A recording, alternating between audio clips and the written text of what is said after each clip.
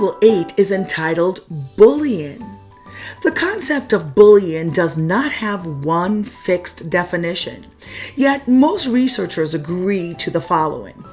Bullying is a purposeful behavior and involves a power imbalance, whether it's real or perceived, between aggressors and their victims.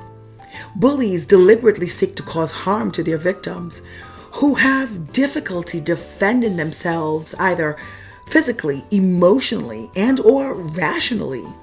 Bullies may also have the advantage of larger social groups or cliques, or be physically dominant.